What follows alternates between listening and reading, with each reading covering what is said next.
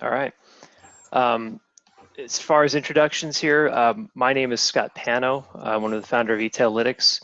I've got 14 years of e-commerce experience, and I was at Amazon for 6 years. We started this company as Lean Channel Management in 2011, along with David McLean, who wanted to be on but is unable to be on today. And then Pete, do you want to introduce yourself? Yeah, hey, my name is Pete Lawton. I'm a senior account manager. I've been in etailytics / Lean Channel Management for a year and a half. Got over 10 years experience on with e-commerce and spent almost 5 years at Amazon. All right, so the entire team here at Etailytics, we're all most of us are ex-Amazonians. We've got 40 plus years of employee experience at Amazon, and then well over 60 overall. We've got about 12 people in the team, and we've worked with 200 and plus vendors on analytics, operations, advertising, and content. So this webinar should last about 30 minutes, and we'll have time for questions afterwards. Please type them at me as we go. I'll address them after the presentation. And then we are recording this, and the recording with the slides will be available on YouTube in a few days, and I can send out a link to that. Again, this is the 5 key ways Amazon vendors lose money on Amazon, and it doesn't mean they're not selling products, it's simply that they're leaking money on Amazon. We're going to go over Amazon not being in stock, Amazon's not able to realize a profit or crap status, operational inefficiencies, aka chargebacks, low search relevance and low traffic relating to primarily advertising, and then not having A+ pages or not having specifically A+ page comparison charts on the detail page. To give you guys a high-level view of sales on Amazon, this is the virtuous sales cycle for Amazon. You're in stock, you've got great detail page experience or DPX, positive reviews, you're advertising the products, you're promoting the products, you're launching new products, you're able to ship them very quickly into Amazon's FCs or ship them directly to the consumer. Now, where things go haywire is when you're leaking cash out of Amazon. Products are going out of stock, products are getting put into crap status, your detail page is setting the wrong expectations, or you're losing customers to other brands. Your products don't have reviews or have bad reviews. You've got low search relevance and low traffic. When you're launching new products, you're not setting them up first versus having merchants setting them up first, or you're not doing any competitive analysis or sentiment analysis either on development or of the product itself or development of the content. And you're not setting up direct fulfillment or FBA with your products, or you're getting a lot of chargebacks when you're shipping your products. So this could be a lot of cash right here. Before we start, we've got a few key concepts that this webinar will address. One would be root cause, where we try to identify what is going on or why something is happening. We like to size the problem, because if we don't know how big the problem is, we don't know what to do with it or if we should do anything with it. We like to track progress to a goal, or simply we know where to start, and we'll see where it goes as we make changes. And then how to mitigate the problem, or how to, what small things can we do or big things can we do to solve it. The first one, Amazon is not in stock. The top reasons Amazon wouldn't be in stock is that Amazon didn't order enough product. Amazon didn't order any product. The vendor didn't have anything to ship, or Amazon's lost the buy box.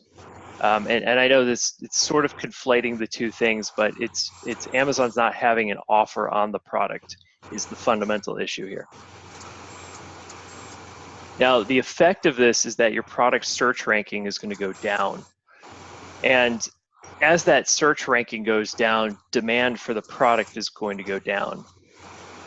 Also, if Amazon's lost the buy box either to not having it in stock or they don't have the right price on it, the third-party sellers are going to take over the buy box, and the vendor can't measure those third-party sales. So you don't know, unless you have access somehow to the seller account, you don't know what the sales are for that product. So, for example, at a very high level, your product sales growth could be much higher or much lower than you are aware of, simply because Amazon's lost the buy box so much. Also, there's a huge opportunity cost to losing the buy box. Again, with demand going down, product search ranking going down, Amazon potentially won't be ordering enough product to maintain a steady rate of growth. So you could be losing a lot of money or a lot of opportunity with this. Where we like to start at Etailytics is we like to look at trailing 12-month COGS compared to lost buy box and monthly shipped COGS. And that gives us a really high-level view of what's going on with the health of sales for a particular vendor. So as you can see, as your lost buy box goes up, your sales start to drip off, and growth, it can be heavily impacted by it. And then once we look at this, we start diving deeper into it at an ASIN level. So how can you measure the effect of this? The first thing to do is download the item level fast track in-stock report. You combine that with an item level trailing 12-month COGS report. There's a lot of sorting that has to be done, and I'll show you what it looks like at the end here. But what we like to do is take an average trailing 12-month COGS, or look at trailing 12-month COGS on a monthly basis, a specific month, and then multiply that by the out-of-stock rate. So in this specific example, this is a fast track opportunity cost analysis. For this particular vendor, December represented 31% of COGS, and we calculated that by dividing out December from the rest of the year. And your use may vary, but the task here was to determine the size of the opportunity loss December only. So we're able to calculate out by for example, the first one, $22,000 in opportunity loss because they weren't in stock in December. And again, this can be applied to all months, or an average month, or a specific month. And again, this will all be online later, and so you can take a look at it more in depth then. So how do you mitigate this issue? These very basic things, but use the forecast. It's really the only thing that Amazon gives you to be able to identify what the demand will be, even if it's not accurate. And typically it is. There's not a lot of accuracy with it, especially after you go out about 10 weeks. Enable direct fulfillment. Now, direct fulfillment will cause your fast track in-stock rate to fall, but if you know that ahead of time, you can account for that. But direct fulfillment will bridge the gap between POs and demand. You can also set up an account on Seller Central using the quote-unquote hybrid method, or set up both direct fulfillment and Seller Central accounts for a hybrid method. But the biggest thing to do is plug the distribution leaks, and this is something that we tell our clients all the time, and we could have a massive webinar on this eventually, but distribution leaks are a real problem and cause a lot of out of stocks and lost buy box. All right, so I'm going to jump in. So Amazon can't realize a profit. This is what Amazon has. They have an internal acronym for it, which is basically crap status. Your ASINs could go to crap status for a number of reasons. Probably the biggest reason we see is Amazon's feeling the squeeze from competition, not just from merchants on Amazon, but also from other large retailers out there. So as price is being discounted or dropped by those merchants or retailers, Amazon gets squeezed, and the ASINs potentially become unprofitable. Another reason could be that your product is just too large or too big to ship. So even though you're giving a healthy margin rate, those margin dollars aren't enough to cover the shipping costs to the customer. So that could affect it. And then another reason is really, Amazon can just get it cheaper from a distributor out there as you're going through and giving distributors bulk discount buys and things like that. They're turning around and reselling it on Amazon or to Amazon, and now Amazon just get it cheaper from those guys. Why should you care really about crap status? Well, I mean, the biggest reason is Amazon won't order ASINs on crap status. Once they run out of stock, the Amazon retail offer will disappear from those detail pages. Amazon will start asking for lower costs, and once you lower your costs to Amazon, that is basically the new permanent cost rate going forward. Amazon really doesn't allow costs to be increased, so unless you have a really good relationship with your vendor manager. And it has to be an amazing relationship. I skipped over. Yeah, and this screen here. Yeah, so how could you tell items are either going to crap status or are on crap status? There are a couple of warning signs. There's not a list in Vendor Central that just says here are your ASINs that are potentially going to crap status, or here are all the ones that are on crap status. The two warning signs that we see are Amazon's requesting funding. That's a big warning sign to tell you that it's already on its way to being unprofitable, and Amazon needs those funds to cover any of the price matching and things like that they're doing. Another, once it moves into crap status, there's a place on Vendor Central that tells you that Amazon will no longer be ordering these ASINs any longer until you lower your costs. Those are the items that are going to be on crap status. There we go. Yep. Okay. So how can you measure the effect of ASINs being in this status? Well, one, you pull a list of all the ASINs that you potentially know are in crap status from the spots we just showed you. Download your trailing 12-month sales, combine the list, and create a per ASIN monthly average, and then sum those totals up. So in this example right here, we're basically showing you, the trailing 12-month COGS for those SKUs, and we also have a column for just the monthly average, so you can see what it would be like over a year, what that opportunity would be for the year, or what it could be for the month. We also are showing you what your current cost is, what they're proposing your cost should be, and then what the current selling price is. It's a really good way to escalate this to upper management to see if it's worth it to give them a lower cost on it. Yeah. And one thing to point out is we're not showing what your list price is or what your MSRP price is. We're showing what your current selling price is on the website, which is basically your day-to-day pricing. So how do you uncrap your product? And this is a big question. We get this all the time. What Amazon wants you to do is lower your price. But as I mentioned, once you lower that price, that's the new permanent cost to Amazon. So that could potentially be an issue for you long term. You can enable bulky items to be just direct fulfillment only. This is a lot of vendors don't really understand that you can actually set ASINs to just drop ship only and ship those through the direct fulfillment channel. You can move unprofitable items out of Amazon and into your seller account or FBA, and then again, plug those distribution leaks. Stop the price erosion of your products through your distribution channels.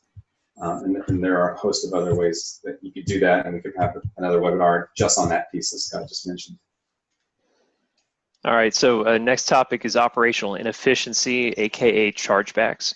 So what are chargebacks? And I know everybody's been dealing with this for the past few years, and it's like beating a dead horse sometimes, but chargebacks are simply you're not fulfilling Amazon's needs. Amazon has a lot of specific things that they want done, especially when a product comes into the fulfillment center or before that product comes into the fulfillment center.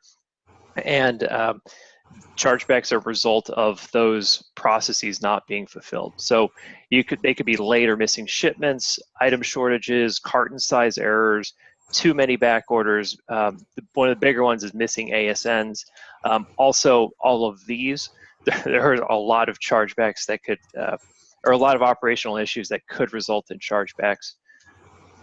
So it's easy to measure them. Amazon's got a whole dashboard on it, and you can see what the charge is, even down to an ASIN level. So what are the causes of chargebacks? First one would be vendor process errors, which is the most common one. A less common one would be shipping errors.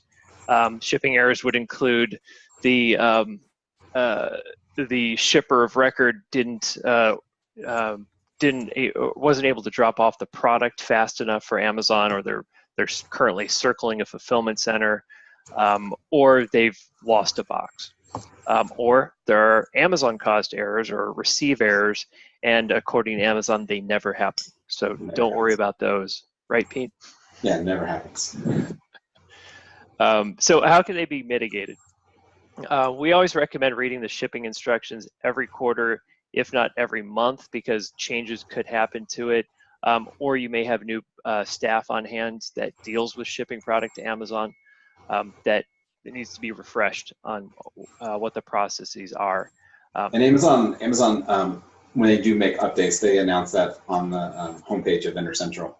So you'll see that as they do updates. Yes, or you'll be bombarded with emails about it. Measure your cartons. This is a big one that I've seen recently, where vendors forget, or they change their master pack size or their carton sizes, and those cartons may be too big to ship multiple items. We also recommend enabling EDI, or if you can, confirm just quickly and accurately. Otherwise, definitely enable EDI. And then always submit ASNs. It's the biggest one I've seen recently, is just missing ASNs are causing chargebacks, and it's a very controllable thing. Also, you could minimize receive errors through better packaging and labeling. Now, this is something that's kind of a bulkier topic, or a broader topic, but we've worked with clients on changing the way that they pack master packs or pack individual items and label those items. And there's very specific ways to label things so that Amazon doesn't have receive errors. But it's really important to look at your processes around packaging and labeling. The other one is availability status. Now, this is new, and this is something for not every category, but I believe most categories have this right now. In Vendor Central, where you can update at an ASIN level your availability for either in stock, temporarily unavailable, or permanently unavailable. We think it's critical that this is used now in order to prevent excessive back ordering, prevent excessive cancellations of POs. Or if a product should be in stock and it's not in stock, it's something to look at quite closely at an ASIN level, so that you can change it back to in stock.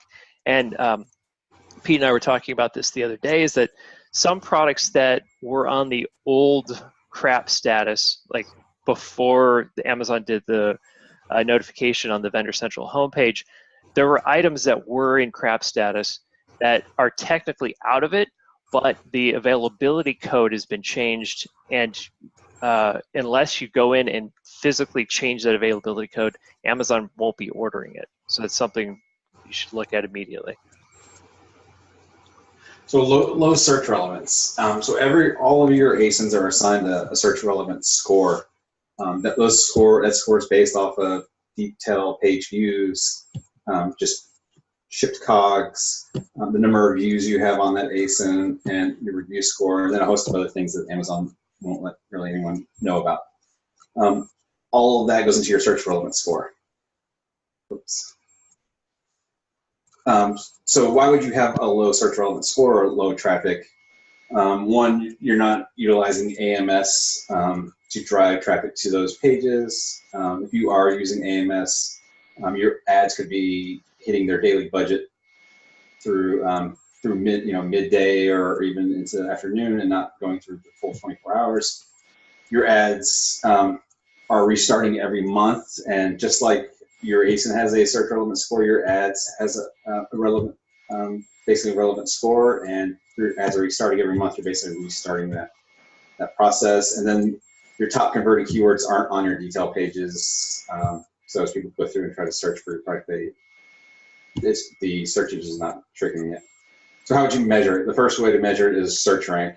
You can monitor search rank daily, monthly, and watch it go up or down. In AMS, you can look at the average cost of sales, which is a key indicator, and then in AMS as well, your keyword impressions. Are your impressions going up over periods? Are they declining? Things like that. Or do they have 0 impressions? It's a big one. Yes. We measure it over, we have a series of charts. We watch average cost of sale over time. We watch impressions per day versus cost per impression. We watch total spend versus spend per day, or total sales versus sales per day. We have another more deeper dive set of data that we also look at. And just as a heads up, this AMS data tracking and AMS in general will be the next topic of our the next webinar that we'll be doing in a few weeks. So what's the effect of no action? You're for new items that start with a search relevant score of 0, those items will remain super low, 0. Or if you have an existing item, that sales rank will drop, and you'll be deep in search, pages and pages down the search results. Your return on investment for AMS is going to be low, and your margin cost is going to be very high. Competitors are going to eat away at all of your sales, and your products just aren't going to show up when customers come in and try to search for it, because they're not, those relevant keywords and phrases aren't being shown. Again, this is another example of opportunity cost, where you could be much higher in search and gain a lot more market share at an ASIN level or at a keyword level, and you're not able to do that because of these things. Absolutely. And final one here, missing A+ pages or missing A+ page comparison charts. Why do you need them? Well, A+ page comparison charts specifically help keep customers within your brand sphere. They don't do it completely, but they help with that. What they do is they help promote items from the same line or an extended line. They also help customers make a better informed buying decision, either at a line level or at a brand level. Amazon claims that A+ pages improve conversion and sales, and this was drilled into me while I was at Amazon. Also, I've seen emails and anecdotal evidence of this, and we live by it simply because better A+ pages or better content is better for the consumer. And then the last reason, standard A+ pages are free now, unless you're doing the really super fancy ones with embedded video and graphic work and everything. These are free. These cost you $600, right? It used to cost money.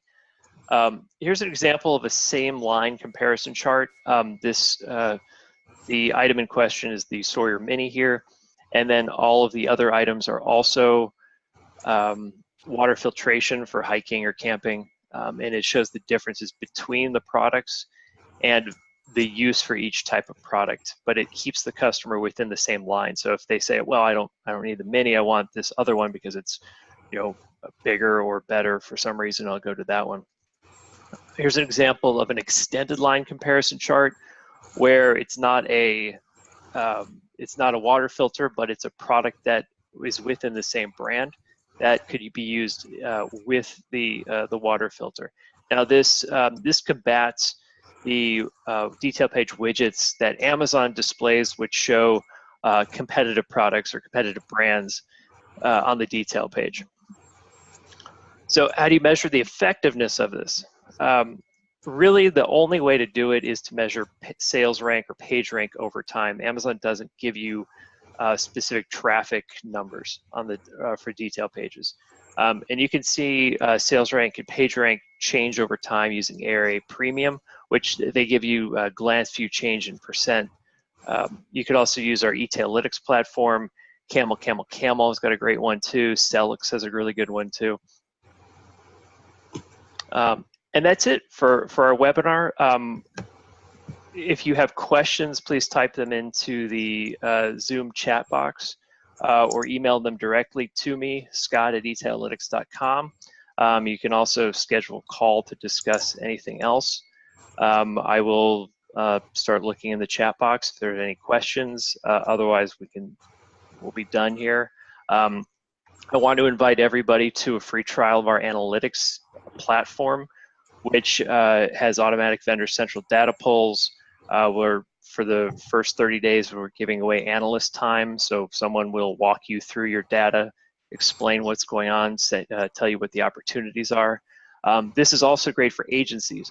So if you are an agency and you've got 15, 20 vendors on Vendor Central, we can pull you into all of this as well. Let me check for